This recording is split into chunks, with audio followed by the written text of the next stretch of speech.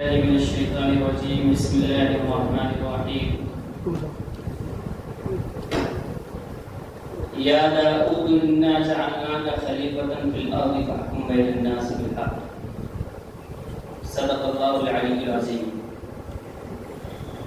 آپ حضرات کا یہ مباحثہ اور ڈیبیٹ ماشاءاللہ موضوع کے مناسبت سے اور ٹاپک کے لحاظ سے بہت عمدہ اور بہت پرمغز رہا ہے، چونکہ آپ نے اتنی ساری باتیں اس موضوع میں کر لی ہیں کہ اگر ان سب پر تھوڑی تھوڑی دیر گفتگو کی جائے تو میں سمجھتا ہوں کہ تہجد کا وقت یا اذان سے پہلے اتنا مناسب نہ ہو۔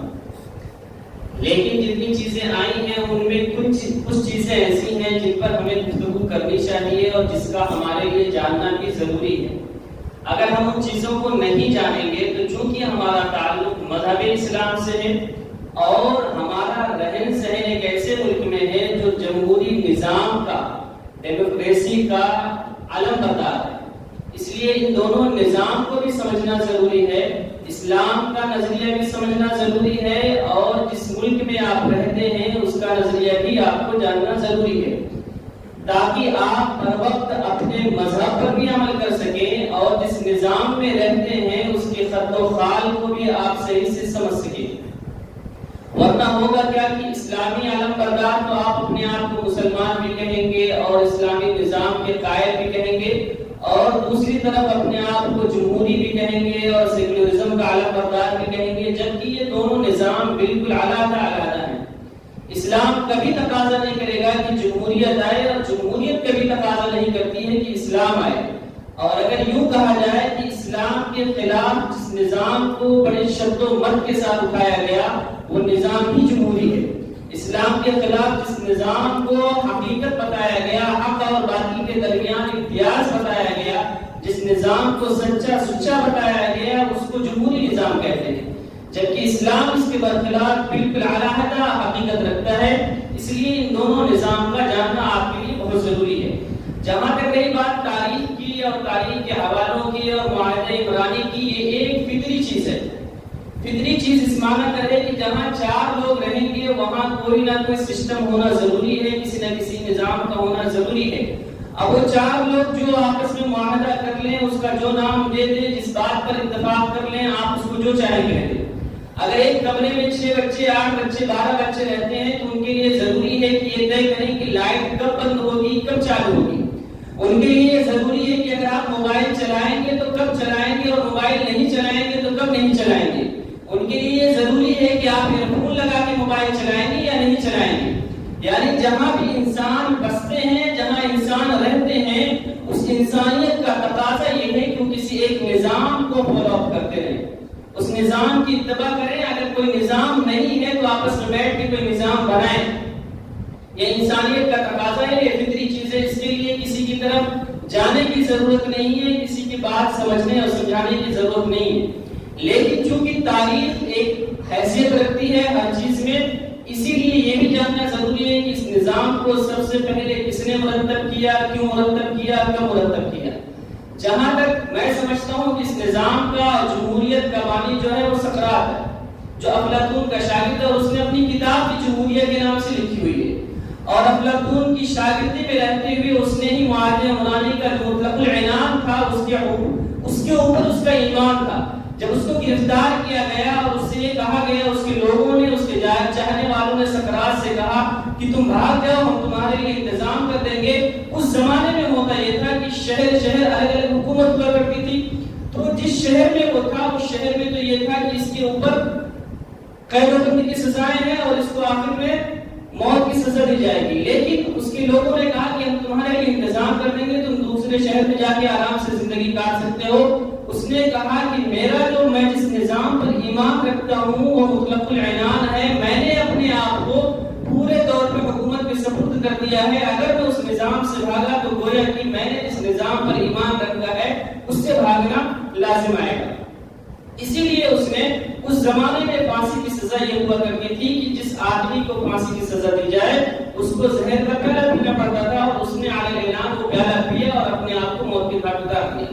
لیکن مطلق العنان حکومت کے اوپر جو اس کا ایمان تھا اس میں تزلزل نہیں آنے دیا۔ اسی لیے یہ چیزیں جاننا ہمارے لیے اتنی ضروری نہیں ہے کہ پہلے کون سی حکومتیں چلتی تھی، کون سا نظام تھا، یہ ایک مطالعے کی چیز تو ہے، لیکن جہاں ہم بیٹھے ہیں اس میں ہمارے لیے سب سے ضروری چیز یہ ہے کہ اسلام اور اس کے مخالف جو نظام ہیں ان کو کس طریقے سے جانا جائے۔ اس میں دو چیزیں ہمارے سامنے، ایک تو ہے اسلام اور اہل اسلام کے نظریات، دوسرا یہ ہے کہ جمہوریت جو آج ہمارے درمیان رائج ہے اس کا لب لباب ہے کیا، یہ کہاں سے پیدا ہوئی، کیسے پیدا ہوئی اور اس کو کن لوگوں نے آج رائج کیا ہوا ہے۔ اسلام کا جب ہم مطالعہ کرتے ہیں تو اس میں دو چیزیں بڑی صاف نظر آتی ہیں، اور اس میں جو اعتدال کا راستہ ہے وہ آج کہیں ملتا نہیں ہے۔ اس میں دو چیزیں کیا ہیں، ایک افراد کا راستہ بہت صاف نظر آتا ہے کہ بعض لوگوں نے یہاں تک گر کے کہہ دیا کہ اسلام کا سیاست سے دور دور کا تعلق نہیں ہے، اسلام کا سیاست سے کوئی لینا دینا نہیں ہے، اسلام ایک مذہب کی چیز ہے، روحانی چیز ہے، دل کو سکون دینے والی چیز ہے اور رہنا چاہیے۔ اور اسی نظریے کا اثر ہے کہ جو ہم آپ سنتے ہیں کہ جب کوئی مولوی الیکشن میں اٹھتا ہے، کوئی عالم الیکشن میں اٹھتا ہے تو اس سے کہا جاتا ہے کہ مولوی کی دوڑ مسجد تک ہے، اس کے آگے نہیں ہے۔ یہ اسی نظریے کا ایک جملہ ہے جو ہم اور آپ سنتے رہتے ہیں، اور ہم اس کے کسی حد تک قائل بھی ہوتے ہیں کہ مولوی کو الیکشن سیاست میں نہیں آنا چاہیے، حالانکہ یہ نظریہ بالکل خراب ہے، اس کی وجہ آگے آئے گی۔ دوسرا نظریہ جو آتا ہے تفریق کا شکار ہے، وہ یہ کہتا ہے، جو اپنے آپ کو مسلمان کہتا ہے، وہ یہ کہتا ہے کہ اسلام کا اصل مقصد ہی سیاست ہے۔ ایک نظریہ ہے جو کہتا ہے کہ بالکل اسلام کا سیاست سے کچھ لینا دینا نہیں ہے، دوسرا اہل اسلام میں کچھ لوگ ایسے ہیں جو کہتے ہیں کہ اسلام کا مقصد ہی سیاست اور حکومت ہے، سیاست اور حکومت اگر نہیں ہے تو اسلام کا مقصد فوت ہو گیا۔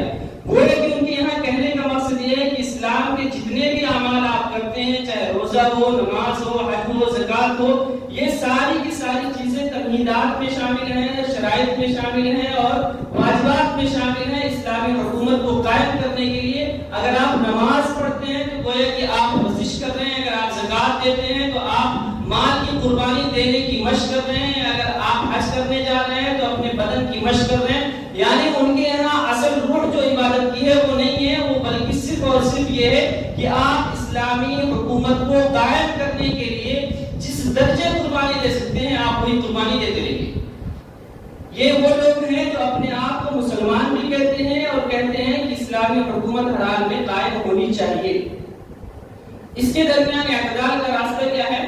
اعتدال کا راستہ ہلکا سا آپ کے بیچ میں آیا مباحثے کے دوران کہ اعتدال کا راستہ یہ ہے کہ اسلام جو ہے وہ صرف اور صرف حکومت قائم کرنے کے لیے نہیں آیا ہے۔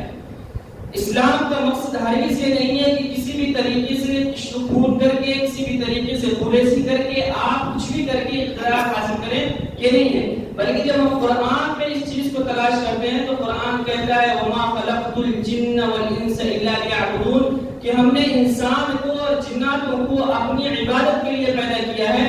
گویا کہ اس آیت میں اصل مقصد یہ بتایا کہ عبادت، اللہ کی عبادت ہی اصل مقصود ہے، خواہ وہ اقتدار کے ذریعے حاصل ہو یا کسی اور ذریعے سے حاصل ہو۔ بلکہ اس کے آگے فرمایا کہ جتنی جگہوں پہ آپ دیکھیں گے تو وہاں اعمال صالحہ کو کامیابی اور مقصود بتایا ہوا ہے۔ اب ہمیں سمجھنا یہ ہے کہ اللہ تعالیٰ نے جو یہ ارشاد فرمایا ہے کہ ہم نے انسان کو اپنے مقصود کے لیے عبادت بنایا ہے، کہ ہمارا انسان سے جو تعلق ہے وہ عبادت کا ہے اور اس کو پیدا کرنے کا جو مقصد ہے وہ عبادت ہے۔ اب وہ گروہ جو کہتا ہے کہ اسلام کا مقصد جو نظام قائم کرنا ہے، حکومت قائم کرنا ہے، ان میں اور اہل اسلام جو معتدل مزاج ہے ان میں ٹکراؤ بہت صاف ہوگا۔ ان کا کہنے کا مقصد یہ ہے کہ ہر حال میں اسلامی حکومت قائم ہونی چاہیے، اس کے لیے کوشش ہوتی رہنی چاہیے اور جو جتنا کر سکتا ہے کرتا رہے۔ اور اہل اسلام جو معتدل مزاج ہیں ان کا کہنے کا مقصد یہ ہے کہ مقصد نظام قائم کرنا نہیں ہے، حکومت قائم کرنا نہیں ہے، بلکہ مقصد ہے اللہ کی عبادت کرنا۔ اس کی دو وجہ ہیں۔ پہلی وجہ یہ ہے کہ اگر آپ قرآن کی آیتوں کو سامنے رکھیں کہ جہاں عبادات کو مقصود بنایا گیا ہے اس میں دو طرح کی عبادتیں آپ کو ملیں گی اسلام میں۔ ایک عبادت ہوگی آپ کو جو براہ راست کہا گیا کہ اقیموا الصلاۃ وآتوا الزکاۃ، کہ آپ نمازیں قائم کرو، وہاں یہ شرط نہیں لگائے کہ اگر آپ کو حکومت ملے تو نماز قائم کرو ورنہ نہ کرو۔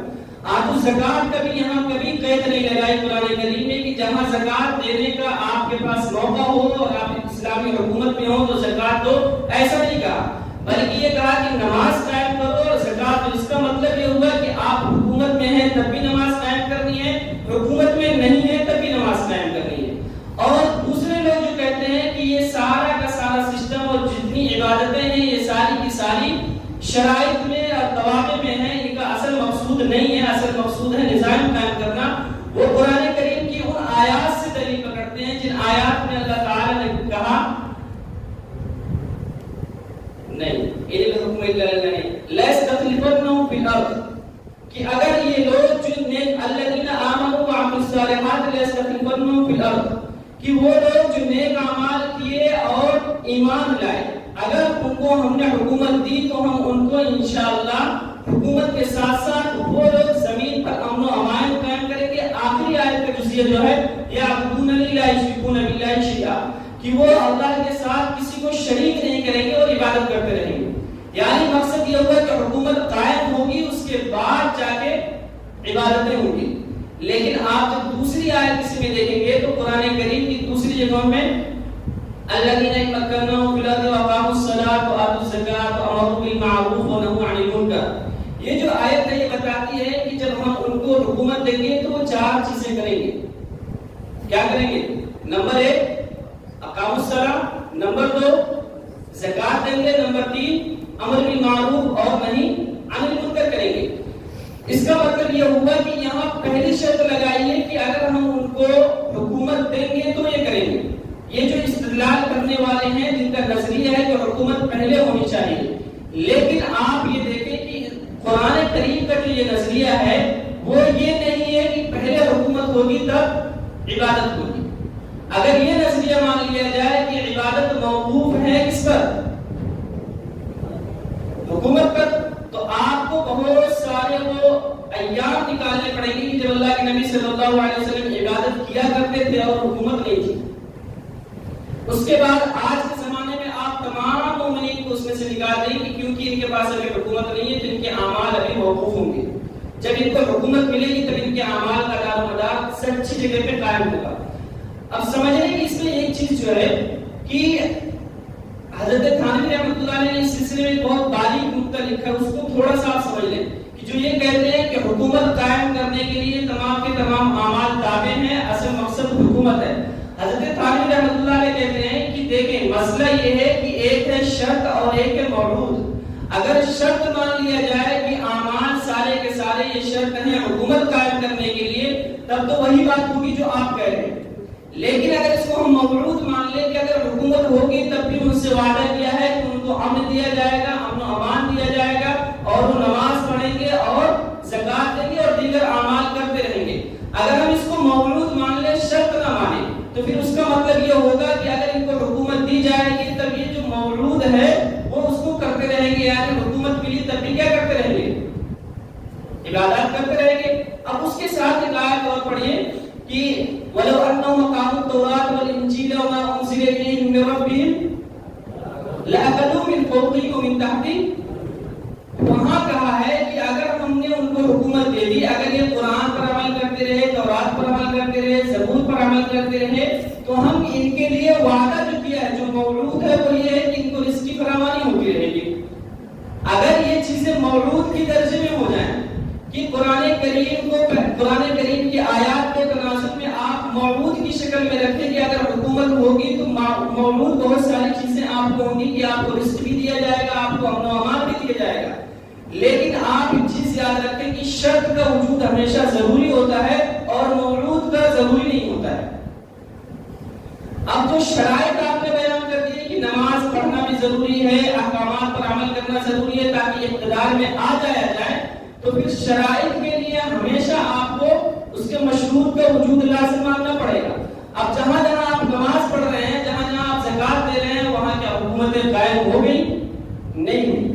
عرصے سے آپ نماز پڑھ رہے ہیں, زکات دے رہے ہیں, لیکن حکومتیں قائم نہیں ہوئی. اس کا مطلب یہ ہوا کہ جو شرائط آپ مان کے بیٹھے ہیں کہ تمام کی تمام عبادتیں یہ شرائط کے درجے میں ہیں, یہ شرطیں آپ صدیوں سے کرتے آ رہے ہیں, لیکن ابھی تک اس کے مشروط کا نتیجہ نہیں نکلا. پتہ یہ چلا کہ جن چیزوں کو آپ نے شرائط میں داخل کر رکھا ہے وہ شرط ہے ہی نہیں. اس کا مطلب یہ ہوا کہ شرط کو موعود کو آپ نے شرط کے درجے میں رکھ دیا. اب جب ہم اس کو موعود مان لیں گے تو اس کا مطلب یہ ہوگا کہ اگر انسان اعمال کرتا رہے گا تو اللہ تعالیٰ اس کو حکومت بھی دے گا. وہ کون سی آیت ہے جس میں کہا ہے وَأَنْتُمُ الْأَعْلَوْنَ إِن كُنتُم مُؤْمِنِينَ کہ اگر تم مومن بنے رہو گے تو انشاءاللہ تم ہی غالب رہو گے اور تم ہی کامیاب رہو گے. لیکن شرط یہی ہے نا کہ مومن بنا جائے پہلے. اور مومن کب بنے گا؟ انسان اقتدار سے نہیں بنے گا. مومن جب بھی بنے گا وہ ایمان باللہ سے بنے گا اور اعمال سے بنے گا اور جتنے بھی احکامات ان پر عمل کرنے سے بنے گا, اوامر پر عمل کرنے سے بنے گا, نواہی سے بچنے سے بنے گا. اگر مومن بننے کے لیے شرط ہوتی تو اعلیٰ کی جو شرط لگائی گئی ہے وہ کبھی آ جاتی. اقتدار جب تھا تب آپ غالب رہتے, اقتدار گیا تو آپ غالب نہیں ہوں گے. حالانکہ اسلام کی جو شرائط ہیں وہ ایمان باللہ کے ساتھ قید ہیں. تمام کے تمام اعمال کا جو دار و مدار ہے وہ ایمان باللہ پہ ہے, وہ آپ کے اقتدار پہ نہیں ہے. تو اسلام کے درمیان جو اختلاف ہے مسلمانوں کا, ان میں معتدل نظریہ یہی ہے کہ عبادات مقصود ہیں, اقتدار مقصود. یہ تمیز اس لیے میں نے بات کی کہ آج کے زمانے میں آپ کو بہت سے ایسے سوشل میڈیا کے خوشنما چہرے مل جائیں گے. آپ اگر سنتے ہو, میں نام نہیں لوں گا ورنہ ان کی تشہیر لازم آئے گی, جو بڑے بڑے بات کرتے ہیں, خبیث قسم کی باتیں کرتے ہیں, علماء میں طرز کرتے ہیں. بہت سے ایسے آپ کو مل جائیں گے آج کے زمانے میں جن کا مقصد یہی ہے, وہ کہتے ہیں کہ دنیا میں اسلام میں جتنی بھی چیزیں ہو رہی ہیں اس وقت اعمال کے روح سے, وہ ساری کی ساری شرطیں ہیں اور اصل مقصد ہے اسلامی حکومت قائم کرنا. اس کے لیے آپ کو بغاوت کرنی پڑے بغاوت کریں گے, اس کے لیے آپ کو لڑنا پڑے لڑیں گے. حالانکہ اسلام کا ایسا کہیں بھی کانسیپٹ نہیں ہے. اسلام تو کہتا ہے کہ اگر حبشی غلام بھی آپ کا بادشاہ بن جائے تو اس کی بھی السمع والطاعہ وہاں بھی ہے, آپ کو اقتدا کرنی ہے اس کی. اگر وہ کہتا ہے بادشاہ ہے تو اس کو مانو, اس کی اقتدا کرتے رہو. اب دوسرا مسئلہ ہمارے ساتھ یہ ہے کہ جو ابھی جمہوریت ہے اس کا اسلام سے کیا لینا ہے. ہم اگر کہتے ہیں کہ جمہوریت اور اسلام دونوں ایک چیز ہے تو قطعاً نہیں ہے, یہ بات آپ بہت اچھے سے جانتے ہیں. لیکن اب یہاں یہ سمجھنا ہمیں ضروری ہوگا کہ اسلام اور جمہوریت ایک ساتھ کیسے جمانا جہاں ہم رہ رہے ہیں. تو اس کو آپ سن چکے ہیں کہ اس سے پہلے وولٹائر, مونٹیسکو اور ایک نام کون سا لیا آپ نے, روسو, یہ تین لوگ تھے. تینوں نے اپنے نظریات کی روشنی میں جمہوریت کا پورا نظام جو ہمارے سامنے ہے ان کے نظریات سے اخذ شدہ ہے, تینوں کا مکمل نہیں ہے. اس میں جو وولٹائر ہے اصل نظریہ اسی کا ہے. اس نے کم از کم 90 جلدوں میں کتابیں لکھی ہیں. اس کی کتابیں اور مسائل کو جمع کیا جائے تو 90 تک جاتی ہیں اس کی, اور وہ نظریات کا بہت معنی ہے. لیکن ابھی 200 سال پہلے کا ہے, اس لیے ہم اس میں زیادہ توجہ نہیں دیں گے کہ وہ بہت بڑا مفکر ہوگا, ہماری نظر میں نہیں ہے. اس لیے کہ ہمارے نبی صلی اللہ علیہ وسلم نے 1400 سال پہلے وہ نظریہ دیا ہے جس کی مخالفت آج کر رہے ہیں. تو ہمیں وولٹائر کا نظریہ سمجھنا ہے. وولٹائر کا اصل کہنا یہ ہے کہ دیکھیے انسان جو ہے یہ انفرادی زندگی اور اجتماعی زندگی دونوں کا قائل ہے. ایک اس کا اپنا ذاتی مسئلہ ہے, اس کا اجتماعی مسئلہ ہے. وہ کہتا ہے کہ جو نظام چلے گا وہ اجتماعی مسئلے سے چلے گا, ذاتی مسئلوں سے نہیں چلے گا. یعنی انسان کی ذاتی زندگی میں کوئی انٹرفیئر نہیں کیا جائے گا, اس کی ذاتی زندگی میں کوئی دخل اندازی نہیں کی جائے گی. اسی لیے وہ کہتا ہے کہ جو مذہب ہے یہ انسان کی ذاتی زندگی سے تعلق رکھتا ہے. کیوں؟ اس لیے کہ اس کا دل چاہے تو نماز پڑھے, اس کا دل چاہے تو خود پوجا کرے, اس کا دل چاہے تو کچھ بھی نہ کرے. اہل مغرب اسی نظریے کو لے کے بیٹھے ہیں کہ انسان کو اختیار ہونا چاہیے. مذہب کی آزادی کا جو نعرہ ان کے یہاں ہے اسی معنی میں ہے کہ وہ جس مذہب کو چاہے اختیار کر لے. اگر مراقبے میں اس کو اچھا لگتا ہے تو پوری رات مراقبے میں بیٹھا رہے, نماز پڑھنے میں اس کو اچھا لگتا ہے پوری رات نماز میں رہے, اور بھجن گانے میں اس کو اچھا لگتا ہے تو پوری بات بھجن گاتا رہے. یہ وولٹائر کا نظریہ تھا. اب جب یہ نظریہ پیدا ہوا اور مغرب نے اس کو لیا کہ بھائی یہ تو بہت اچھی بات ہے, مذہب کی آزادی بھی ہے اور اس میں تمام قوانین کی پاسداری بھی ہے, کہ بولنے کی بھی آزادی ہے, پڑھنے لکھنے کی آزادی ہے, جینے کھانے کی آزادی, اس نے ساری چیزوں کو آزادی کے نام سے گنا دیا. تو خوشنما چیز تو تھی کہ بھائی آپ مذہب اپنا پرسنل رکھیں اور باقی چیزیں علیحدہ کر دیں. اب اسلام کا اس سے کیا اثر پڑے گا؟ اسلام کہتا ہے کہ ہر چیز میں اسلامی نقطۂ نظر مد نظر رہے گا. وولٹائر کا نظریہ کیا کہتا ہے کہ یہ پرسنل چیزیں آپ کو کرنا ہے کرو, نہیں کرنا ہے مت کرو. دوسری طرف اسلام کہتا ہے کہ آپ کی صبح سے لے کے شام تک، شام سے لے کے رات تک اور رات سے صبح تک پوری ایکٹیویٹیز جتنی بھی آپ کرتے ہیں یہ ساری کی ساری اللہ کی نظر میں ہے، آپ کو دیکھا جا رہا ہے، آپ کے اعمال لکھے جا رہے ہیں، گنے جا رہے ہیں، اچھے کر رہے ہیں وہ بھی لکھ رہے ہیں، برے کر رہے ہیں وہ بھی لکھ رہے ہیں، اس کا حساب بھی ہونا ہے، اس کی جزا سزا بھی ہوگی۔ اب وہ چاہے اجتماعی زندگی سے تعلق رکھتا ہو یا انفرادی زندگی سے تعلق رکھتا ہو، ہر اعتبار سے آپ کو نظر رکھی گئی ہے، آپ کو دیکھا جا رہا ہے۔ دوسری طرف الٹا کہہ رہا ہے کہ نہیں، ان سب چیزوں کا کوئی تعلق، وہ پرسنل چیز ہے، اور اسلام کہتا ہے کہ اسلام کے سامنے اگر مسلمان ہے کوئی تو اس کے لیے کوئی چیز پرسنل نہیں ہے، اس کی تمام چیزیں اسلامی نقطہ نظر سے چلے گی، اور الٹا کہتا ہے کہ وہ پرسنل ہے۔ ٹھیک، اب جب ہم یہ نظریہ دیکھیں گے تو کبھی بھی ایسا نہیں ہو سکتا ہے کہ ہم الٹائر کے نظریے کے ساتھ اسلام کے نظریے کو لے کے ہم جم جائیں، قطعا نہیں ہو سکتا ہے۔ بالکل بہت بعید جو ہم کہتے ہیں نا وہ بالکل واضح ہے کہ دونوں میں اتنی دوری ہے کہ کبھی ایک ساتھ ہی جمع نہیں ہو سکتے۔ اس کے ساتھ ساتھ انہی نے جب یہ اس کا نظریہ اہل مغرب نے لیا تو اس کے ساتھ ساتھ ایک لفظ اور پڑتا ہے سیکولرزم، آزادی۔ آزادی کا مطلب یہ ہوا کہ اب جب ہر چیز کو ہم نے الگ الگ کر دیا، اسلام اور مذاہب کو جتنے بھی مذاہب ہیں ہم نے ان کو الگ کر دیا ہے، تو وہ آزادی کے زمرے میں آ گئے۔ اب آپ جو چاہیں مذہب کے تعلق سے کریں یا نہ کریں وہ آپ کا مسئلہ ہے، اور جو نظام جمہوریت کا ہوگا اس پہ عمل کرنا آپ کے لیے ضروری ہے۔ وہاں سے نکل کے آتا ہے سیکولرزم۔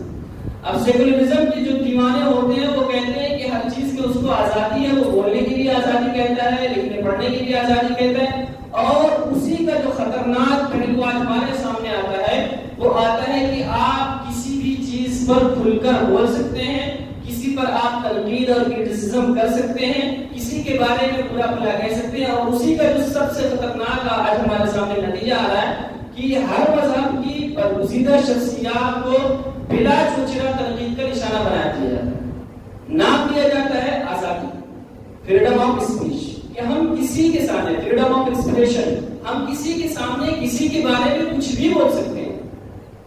سمجھ رہے ہیں؟ یہ وولٹائر کے نظریے سے اخذ شدہ ایک نظریہ نکالا گیا جن کو جمہوریت کے لوگوں نے آج اپنے سامنے رکھا ہوا ہے، اور ان کے ہر قانون کی کتابوں میں اس چیز کو بیان کیا جاتا ہے اور فخریہ بیان کیا جاتا ہے کہ دیکھو کتنا خوشنما ہے۔ لیکن مسئلہ یہ ہے کہ اگر اس چیز کو ہم آزادی کا نام دے دیں، اگر ہم اس چیز کو آزادی کا نام دے دیں تو پھر یقین مانیے کہ دنیا کا کوئی شخص خواہ وہ الٹائر ہی کیوں نہ ہو وہ بھی ہماری زبان سے نہیں بچ سکتا۔ ہم جس پہ چاہیں گے کھل کر تنقید کر دیں گے، جس پہ چاہیں گے کھل کے لکھ دیں گے، جس پہ چاہیں گے بول دیں گے۔ پھر جو ہولوکاسٹ کا مسئلہ کھڑا ہوتا ہے ہٹلر کے لیے کہ اس پر یورپ میں بات کرنا پابندی ہے، اگر آپ نے بات کی تو آپ کے اوپر کیس کر دیا جائے گا۔ آپ امریکہ میں ہولوکاسٹ پہ بات کرنے جائیں گے تو آپ کے اوپر کیس کر دیا جائے گا۔ اور یہ ایسا نہیں میں فرضی باتیں کرتا ہوں، یہ کیس ہو چکا ہے، کتنی لوگوں کو اسی جرم میں صرف اس نے ہولوکاسٹ کے بارے میں تبلیغ کر دی ہے، کسی کو بتا دیا، اس کو جیلوں کے پیچھے ڈال دیا۔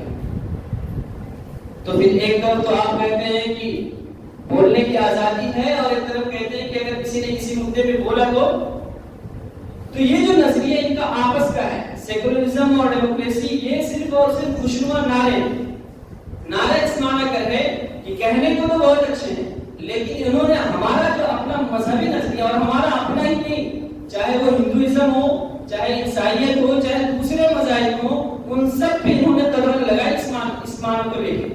سب کے لیے انہوں نے پابندی کر دی کہ آپ کا اپنا مذہبی معاملہ ہے، ذاتی معاملہ ہے، آپ جو چاہیں کرتے رہیں۔ حالانکہ اس زمانے میں کوئی مذہب ایسا نہیں ہے جو یہ کہہ دے کہ میں ذاتی طور پہ ہر چیز کو لے کے چل رہا ہوں۔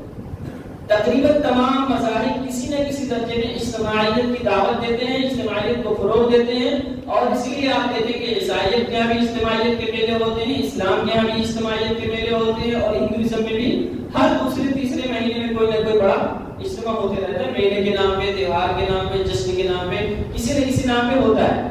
تو ہر مذہب پہ اس نے الٹایا ہے، لیکن چونکہ خوشنما اتنا تھا کہ جو لوگ سمجھے وہ سمجھے، جنہوں نے نہیں سمجھا ان کو سائڈ کر دیا گیا، اور جو لوگ آواز اٹھانے کے لیے آئے ان کو بھی اسی زمرے میں رکھ کے باقی اور غدار کر کے سائڈ کر دیا گیا۔ تیسرا اس میں جو آتا ہے مونٹیسکو، اس نے کیا کیا، اس نے کہا کہ ٹھیک ہے جمہوریت ایک نظام ہے، اس میں ہر چیز کی آزادی ہے، لیکن اس نے ایک چیز کا اضافہ کیا، اس نے ایک کتاب لکھی ہے 400 کی لکھی ہے. مفتی تقی عثمانی دامت برکاتہم لکھتے ہیں کہ اس نے 400 صفحے کی کتاب لکھنے بعد کہا کہ اب میں پوری زندگی صرف آرام کروں گا, میں اس کتاب کو لکھ کے تھک گیا.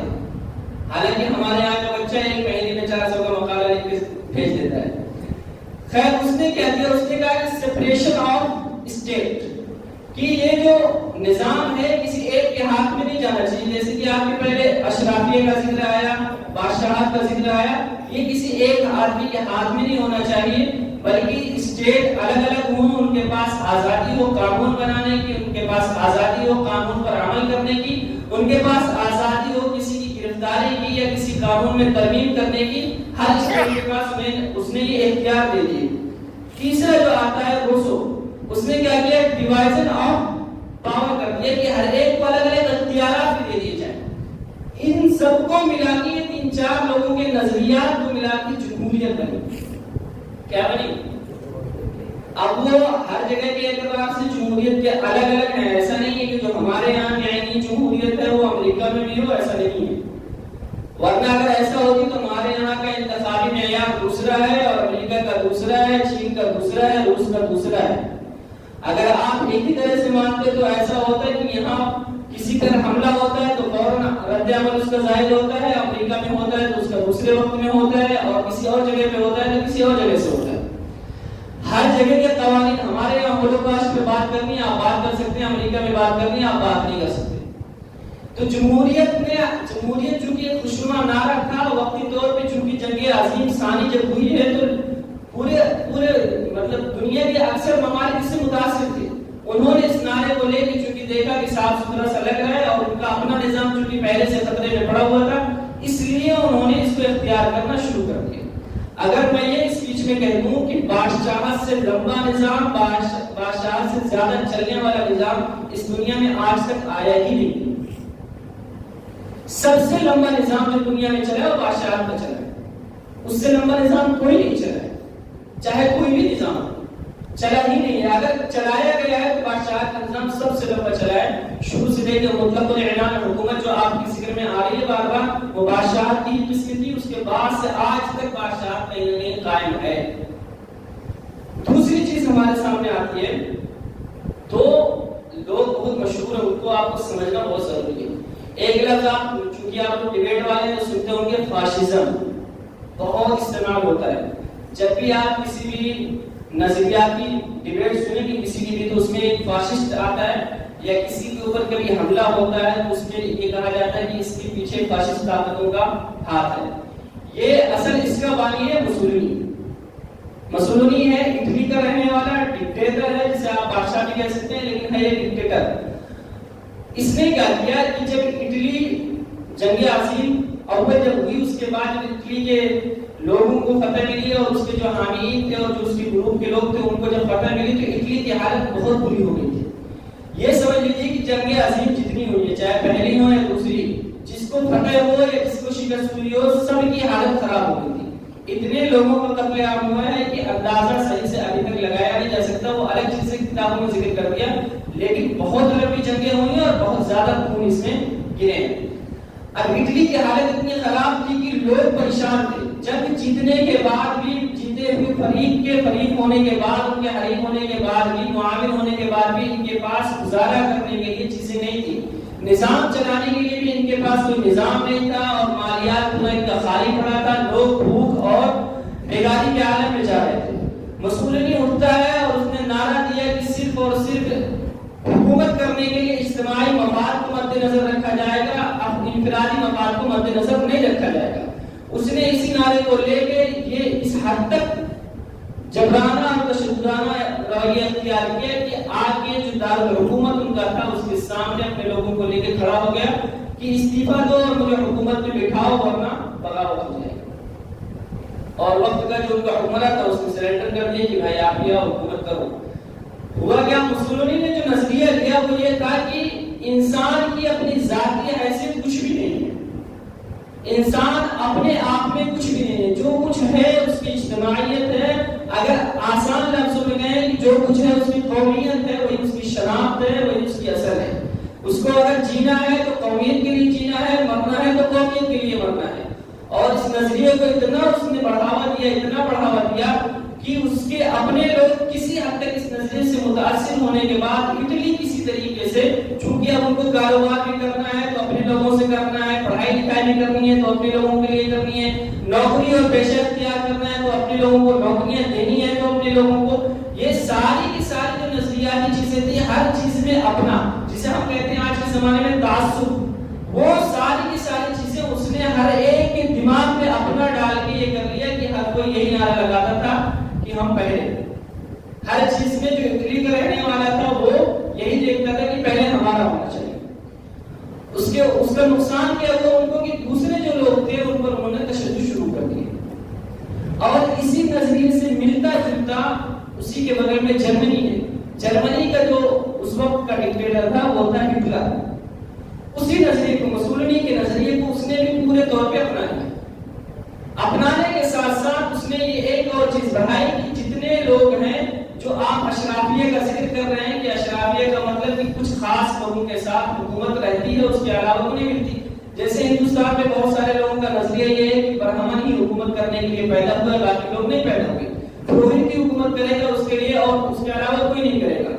ایسے ہی ہٹلر کے یہاں بھی یہ نظریہ جنم لیا کہ جو اس کے اپنے لوگ ہیں آریائی، وہی حکومت کریں گے، وہی جرمن میں رہیں گے، وہی اس حکومت کے عمل و دخل میں رہیں گے، اس کے علاوہ کوئی نہیں رہے گا۔ اس کا نتیجہ یہ ہوا کہ ہٹلر چونکہ مسولینی سے آگے بڑھا اور اس نے جتنے لوگ اسامی تھے جو باہر کے رہنے والے تھے، خاص طور سے عرب تھے، یہودی تھے اور دوسرے جتنے بھی تھے، ان سب کو اس نے قتل کرنا شروع کر دیا، اور اسی کے نتیجے میں ہولوکاسٹ آیا تھا کہ یہودیوں کو اس نے اسی وجہ سے مارا تھا، نسلی تعصب کی وجہ سے۔ اب جب یہ فاشسٹ آج کے زمانے میں آپ دیکھیں گے تو کہیں نہ کہیں آپ کو ملے گا کہ اپنے لوگوں سے سامان لینا ہے، اپنے لوگوں کی بازار میں جانا ہے، اپنے لوگوں کے ہوٹلوں میں جانا ہے، اپنے لوگوں سے کاروبار کرنا ہے، غیروں سے کاروبار۔ یہ کون سا نظریہ ہے؟ فاشسٹ والا۔ یہ آج کے زمانے میں بھی ہے، لیکن وہ نام نہیں لے گا، وہ کبھی نہیں کہے گا کہ وہ مسولینی کا ماننے والا ہو۔ اگر آپ ڈیبیٹ میں کہتے ہیں کہ آپ مسولینی کو مانتے ہیں کسی اور کو، تو وہ کبھی نہیں کہے گا مسولینی کو مانتا۔ وجہ یہ ہے کہ تاریخ اور ہسٹری میں مسولینی کی جو شخصیت ہے وہ تابدار ہے، اس کے ہاتھ بہت سارے لوگوں کے خون سے لگے ہوئے ہیں، اسی طریقے سے ہٹلر کے ہاتھ بہت سارے لوگوں کے خون سے لگے ہوئے ہیں۔ ان کا نظریہ تو لیتے ہیں، ان کے نظریے پہ کسی نہ کسی درجے میں عمل کرنے کو جائز رکھتے ہیں، لیکن علیہ اس کا نام نہیں لیتے۔ تو یہ جو میں فاشزم آپ کو بتا رہا ہوں، یہ اس کا مسئلہ یہ ہے کہ آج جو ہمارے درمیان کچھ چیزیں ایسی رونما ہو رہی ہیں، مستقل ہو رہی ہیں، اس کے پیچھے اسی نظریے کا فرمان ہے، اور جو لوگ آج اس کو کسی نہ کسی طریقے سے اپنا آئیڈیالوجیکل مانتے ہیں، اس کو وہ اسی کو فالو کرتے ہیں، اور اسی کا ایک ہمارے سامنے رد عمل ابھی بہت آسانی سے دیکھ سکتے ہیں کہ بائیکاٹ کا آتا ہے۔ جب بھی کوئی تہوار آئے گا تو یہ بائیکاٹ کا اعلان کر دیا جائے گا کہ مارکیٹ میں فلاں بندے سے، اور اب تو اس کا آسان وہ ہو گیا ٹرانسلیشن کہ اپنی اپنی دکانوں پہ جھنڈے لگا لو، جس دکان پہ دوسرا جھنڈا دکھا وہ سمجھ لو کہ دوسرے مذہب کا۔ اب اس سے آسان آگے جب فساد کا وقت آتا ہے تو اپنے اپنے گھروں میں جھنڈے لگا دو، تاکہ فساد کے وقت یہ نشانی رہے کہ وہ کس کا گھر ہے، یہ کس کا گھر ہے۔ یہ کس کے نظریہ سے متاثر ہے؟ یہ فاشزم، مسولینی والے۔ اب اسلام کا نظریہ کیا ہے؟ اسلام کا نظام حکومت کیا ہے؟ بہت مختصر وقت نہیں ہوگا زیادہ آپ کا، کیونکہ آپ لوگ خود ہی پڑھتے ہیں، اسلامی نظام حکومت کبھی نہ کبھی آپ کے سامنے آ جائے گی۔ دو تین چیزیں ہیں۔ نمبر ایک، اسلام کا جو نظریہ ہے وہ تھوڑا سا آیا آپ کے سامنے کہ اصل جو حاکمیت ہے وہ تو ہے اللہ کی۔ کیا ہے؟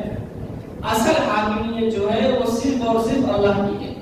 اب اس کو آپ یہ کہہ لیں کہ قرآن و حدیث کی روشنی میں جو احکامات ہیں جو اللہ کی طرف سے نازل شدہ ہیں انہی پر عمل کرنے کا نام ہے اصل حاکمیت۔ اب اس کے لیے آپ قرآن کی جو آیتیں پڑھیں گے الحکم للہ، یہ ساری کی ساری اسی زمرے میں آئیں گی، اور جو اللہ کے نبی صلی اللہ علیہ وسلم سے احادیث اس طرح کی منقول ہے وہ ساری کی ساری اسی زمرے میں آئیں گی کہ اصل حاکمیت اللہ کے احکام کو نافذ کرنا۔ اب یہ جو خلیفہ ہمارا ہوتا ہے اسلام کی نظر میں، جو خلیفہ کہلاتا ہے، اس کے دو مفاہیم ہیں۔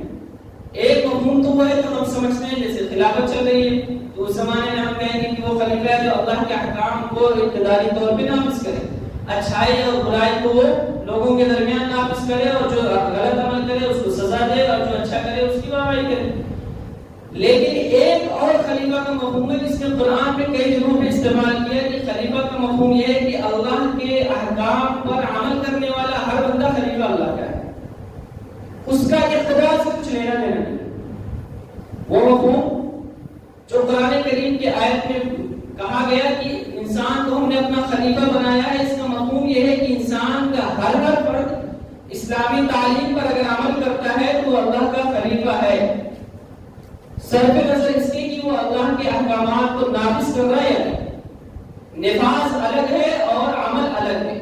عمل کرنے والا ہر بندہ اس اعتبار سے اللہ کا خلیفہ ہے، لیکن اقتدار کے اعتبار سے جو شرعی خلیفہ ہے اس کے اعتبار سے خلیفہ کہا جائے گا. جیسے کہ میں نے شروع میں آیت پڑھی ہے یا داؤد انا جعلناک خلیفۃ فی الارض، یہ وہ خلیفہ مراد ہے جسے ہم اور آپ تصور کرتے ہیں کہ وہ اللہ کا نائب ہوگا، اللہ کی زمین پر اللہ کے احکام کو نافذ کرے گا.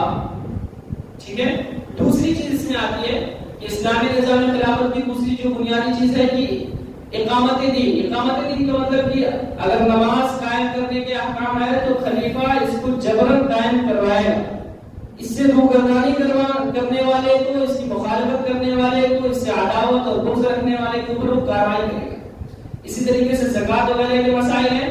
تیسرا آتا ہے کہ نظام خلافت کا ایک تیسرا باب جو ہے بہت آسان سا، وہ امر بالمعروف اور نہی عن المنکر ہے.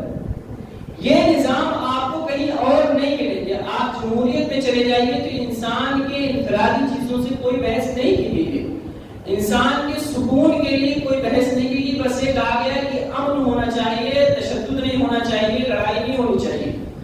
انسان اپنے اپنے اعمال میں لگے رہے، کام کرتے رہے، حکومت کو کوئی ٹینشن نہیں. لیکن اسلام کہتا ہے کہ ہر چیز میں ہم انسانوں کی رہنمائی کریں گے. اگر رہنمائی نہیں کریں گے تو وہی جو فتنے فساد آج ہم دیکھتے آ رہے ہیں کہ دنیا کی جو بڑی بڑی طاقتیں اپنے آپ کو سپر پاور اور بڑا پاور کہہ رہی ہیں، ان سب کے ہاتھ خونوں سے لگے ہوئے ہیں اور مظلوموں کے خون سے لگے ہوئے ہیں. یہ وہ لوگ ہیں جو جمہوریت کے عالم بردار ہیں. وہ کہتے ہیں کہ انفرادی معاملے میں ہماری کوئی دلچسپی نہیں ہے، لیکن اجتماعیت کو ہم تہوالا کر دیں گے. یہ جمہوریت ہے. لیکن اسلام کہتا ہے کہ انفرادی طور پہ بھی آپ کو ظلم کرنے کا اختیار نہیں ہے اور اجتماعی طور پہ بھی ظلم کرنے کا اختیار نہیں ہے. اس لیے قرآن کریم میں بہت صاف الفاظ میں کہا ہے العزل بالعزل والسن بالسن والجروح قصاص، کہ اگر کسی نے کسی کی کان بھی کاٹ دی انفرادی طور پہ تو اس کے کان بھی کٹیں گے.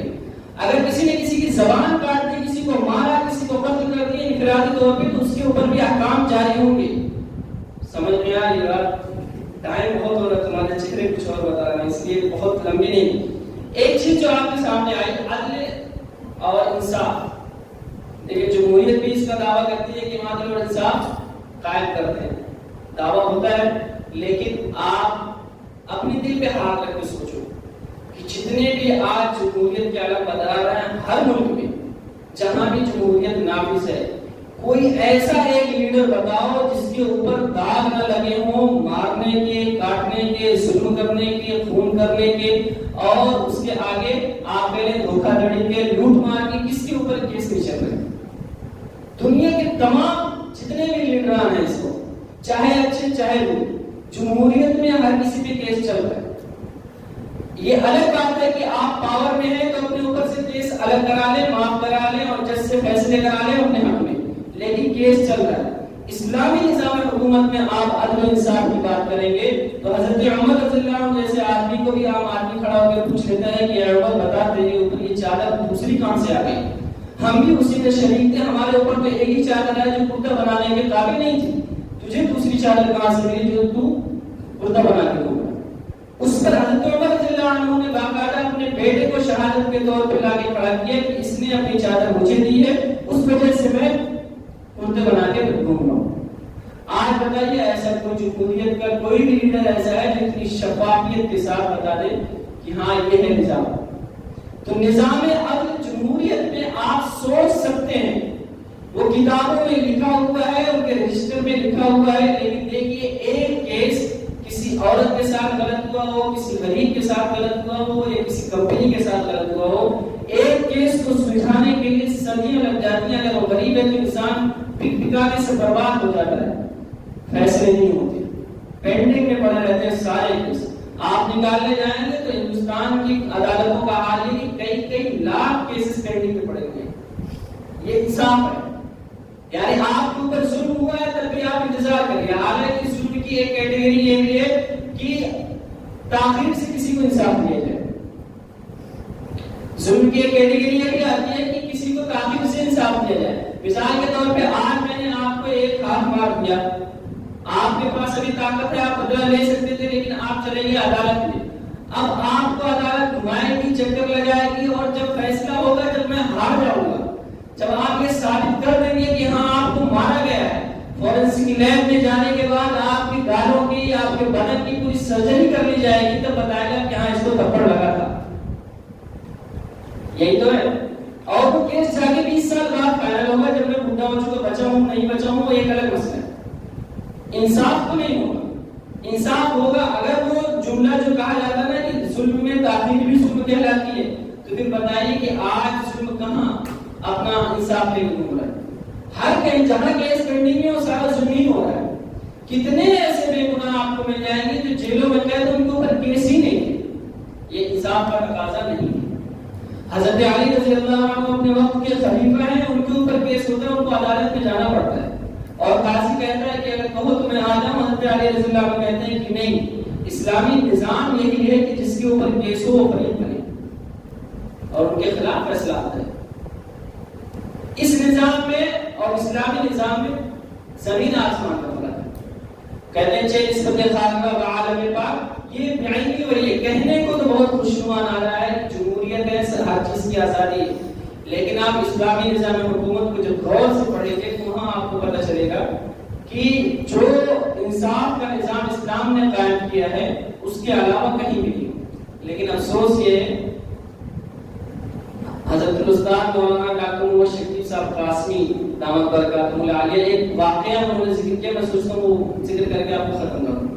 افسوس یہ ہے کہ آج وہ نظام کہیں آپ کو ملے گا نہیں. اگر آپ مکمل طور پر نظام دیکھنا چاہیں, کتابوں میں مل جائے گا, امام محمد کی سیر میں مل جائے گا, ان کے مطولات میں مل جائے گا, لیکن کہیں اور نہیں ملے گا. وہ ذکر کرتے ہیں ایک دن ایسے بیٹھے تھے تو انہوں نے کہا کہ نظام خلافت کا مسئلہ ایسا ہے کہ ایک صاحب امریکہ کی کسی یونیورسٹی میں پی ایچ ڈی کر رہے تھے. پی ایچ ڈی انہوں نے 4-5 سال خلافت کے اوپر کی, خلافت کے اصول و ضوابط اور پوری اس کی جتنی بھی قسمیں ہوتی ہیں ساری چیزیں انہوں نے جمع کر دی کہ اگر کسی کو خلافت چلانی ہو تو اس کتاب کو رکھے اور خلافت کو چلا سکتا ہے. اتنی شاندار کتاب انہوں نے جمع کی. لیکن ان کا جو مشرف تھا جس کے اندر میں وہ اپنا مقالہ تیار کر رہے تھے, وہ عیسائی تھا, انگریز. اس نے اپنے اشراف میں پوری تیاری کرائی, پورا مقالہ جمع کرا لیا. آخر میں کہا کہ میاں یہ بتاؤ کہ یہ جو آپ نے نقشہ خلافت کا پیش کیا ہے یہ آج کے زمانے میں دنیا کی کسی کونے میں موجود ہو تو ٹھیک ہے. اب چونکہ انہوں نے کتابوں سے لیا تھا ساری چیزیں, قرآن و حدیث سے عرض کی تھی, اجماع اور قیاس کی ساری چیزیں تھیں, زمین پہ جب ہم اس کو دیکھتے ہیں تو کہیں نہ کہیں کچھ نہ کچھ چیزیں مس ہو رہی ہیں, کچھ ہے کچھ نہیں ہے, کچھ ہے کچھ نہیں ہے. تو انگریز نے کہا کہ یہ خلافت کا کانسیپٹ جو آپ نے پورا مقالہ تیار کیا بالکل صحیح ہے, اس میں ایک لفظ بھی غلط نہیں ہے. شریعت کے اعتبار سے خلافت اسی طریقے سے چلی ہے, چلتی رہے گی اور چلنی چاہیے, لیکن اس میں آپ کو اپنے مقالے کے ساتھ ایک جملہ لکھنا ہوگا کہ یہ ایک تصوراتی خلافت ہے. کیا ہے؟ پورے اس نے مقالے کی روح سلب کر لی. اب جو آپ انگریز کو ہوتا ہے نا, بہت ذہین ہوتا ہے ان سب چیزوں میں, فتنہ بازیوں میں اور کسی کو گمراہ کرنے میں, کسی کو بیکار بنانے میں بہت آگے کی چیزیں ہو. مولانا کہتے ہیں کہ پوری محنت تو اس نے ایک سیکنڈ میں چکنا شروع کر دی, پوری محنت میں پانی پھینک دیا اسے. اب ہمارا بھی المیہ تو یہی ہے نا کہ خلافت کا پورا نظام ہم پڑھ لیں اور پڑھتے وقت یہ دل میں آتا ہے کہ کاش کہیں ایسا ہوتا تو ہم اس پہ عمل کر لیتے, لیکن اس کے باوجود جہاں جہاں نظام خلافت کے اصول پر جتنا عمل ہو رہا ہو وہاں جمہوریت کے مقابلے میں ہمیشہ عمل رہتا ہے. میں ایک دو مثال رکھتا ہوں آپ کے سامنے. برائے نام کچھ ممالک ہیں جو اپنے آپ کو کہتے ہیں کہ ہم مسلم ہیں اور قرآن و حدیث پر عمل کرتے ہیں, ٹھیک ہے, آپ جس کو سوچ سکتے ہیں سوچیے, میں نام کسی کا نہیں لے رہا. ایسے ممالک ہیں اس وقت دنیا میں جو اپنے آپ کو کہتے ہیں کہ ہم اسلامی قوانین کو نافذ بھی کرتے ہیں اور اس پر عمل بھی کرتے ہیں، چاہے وہ ڈکٹیٹرشپ ہو، چاہے بادشاہت ہو، چاہے پرنس ہو، جو بھی ہے وہاں جو نظام ہے، چاہے وہ سزاؤں کا ہو یا دوسری چیزوں کا، خاص طور پر سزائیں چونکہ یہ انسانی فطرت سے ٹکراتی ہیں، اس لیے سزاؤں پہ ہم بات کریں۔